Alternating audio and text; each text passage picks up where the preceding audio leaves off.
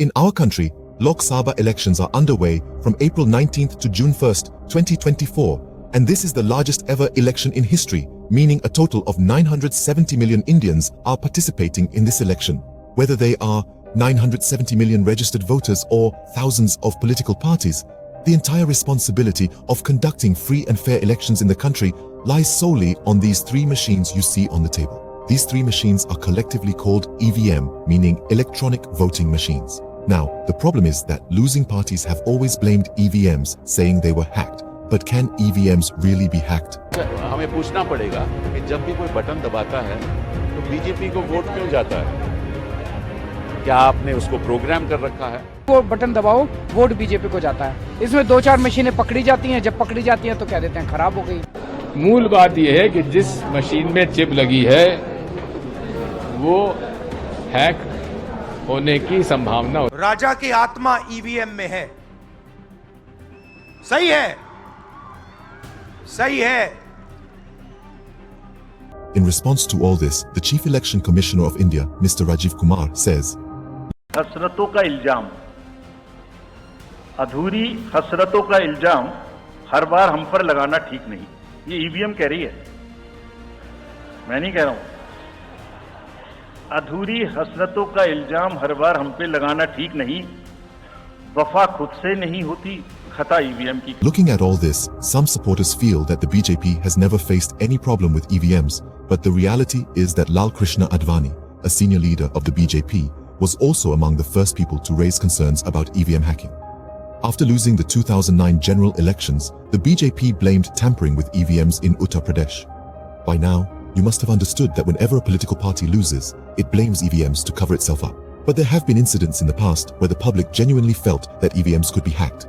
In today's animated video, we will understand step by step how the Election Commission of India claims that hacking EVMs is impossible. Think about it. If computers in the Prime Minister's office can be hacked in our country, then how can the EVMs, which are locked in a storeroom in a city, remain secure? And most importantly, opposition parties exactly base their allegations of EVM hacking on which evidence? But as always, let's start from the beginning, focusing on the voting process and the working mechanism of the EVM machine. If we want to understand the process of EVM hacking properly, we need to understand the map of this booth in 3D animation before casting our vote. Look, this is the main entrance of this booth.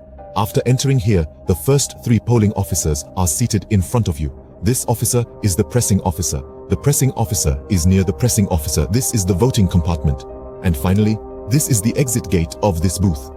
Before entering the polling booth gate, the security officers standing there check you thoroughly. After the search, you are first sent to the polling officer.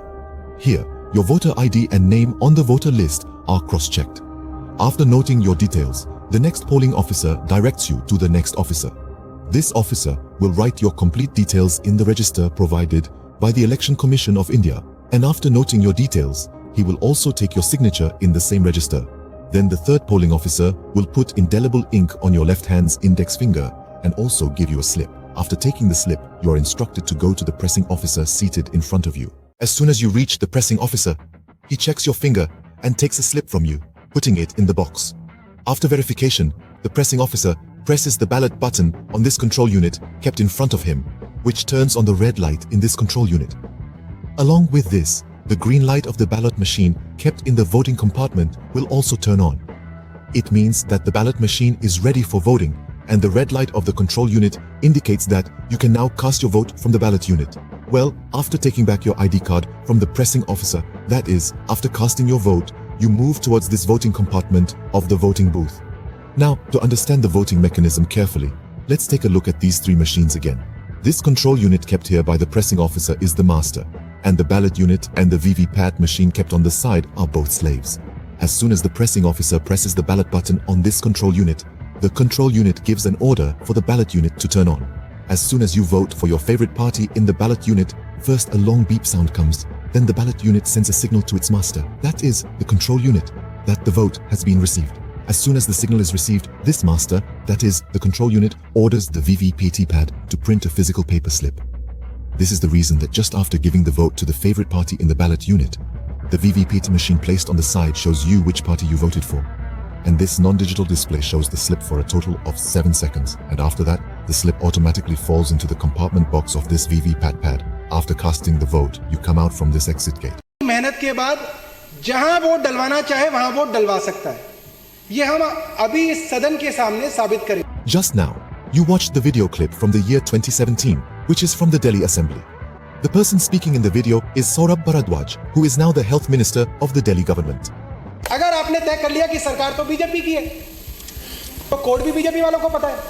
और अगर आपने 10 बजे तय कर लिया है कि अब आपको बीजेपी को जिताना है और अब जो वोट इस बूथ के अंदर डलेगी, बटन चाहे कोई भी दबे, वो वोट सिर्फ और सिर्फ कमल पे जाएगी, तो उसका कोड है 123414. अगर आपको बसपा को जिताना है तो अलग कोड है, कांग्रेस को जिताना है तो अलग कोड है, समाजवादी पार्टी को जिताना है तो अलग code. In the video, Saurabh Bharadwaj openly claimed in the Delhi Assembly and in front of the whole country that EVMs can be hacked.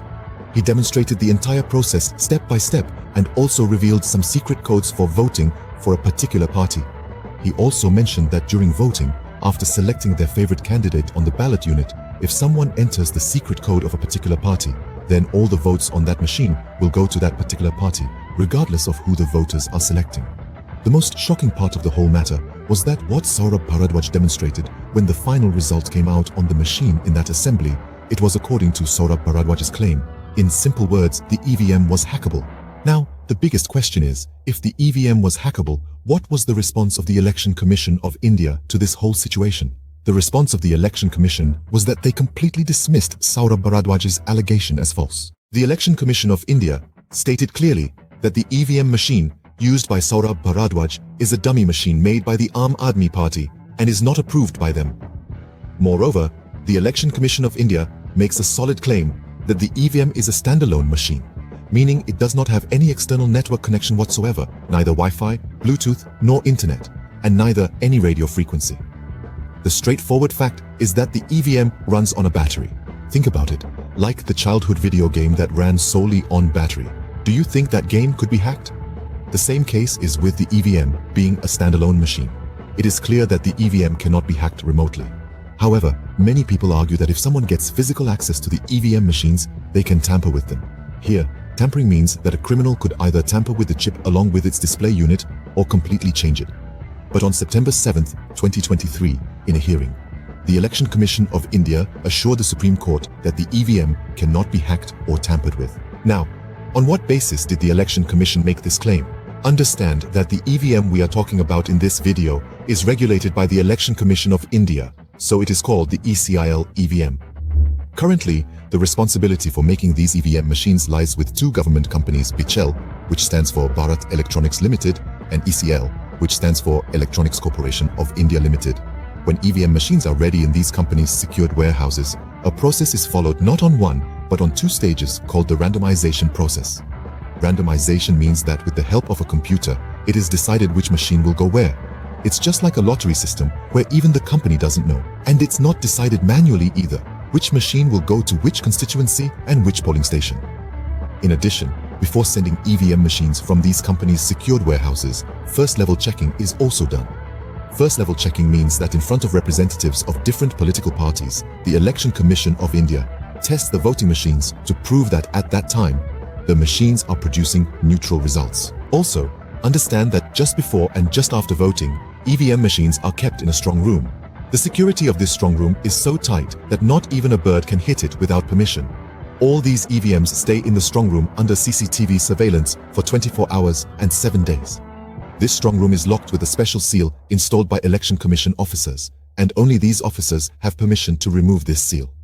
Outside the strong room, police officers are deployed for 24 hours. When the strong room is opened, representatives of political parties monitor the entire process, and the entire process is also video recorded. From this video, you must have understood that due to the standalone nature of the EVM machine, it is not possible to hack it, and due to the extreme security of the strong room and traveling, technically, tampering it is also not possible. Also, remember that the lifespan of an EVM machine is 15 years. The first model of EVM was introduced in 1990, which was discontinued in 2006. In this election, that is, in the 2024 elections, the N3 model of EVM will be used. Several new features will be added to this N3 model to prevent hacking and tampering. Let's understand these features briefly. To prevent hacking and tampering, a special system is installed in it. ADM, meaning Unauthorized Access Detection Module, has been advanced in this security feature. If anyone opens the control unit, the machine will automatically become dead or disabled. Also remember that the chip of the EVM is one-time programmable, meaning data can only be entered once.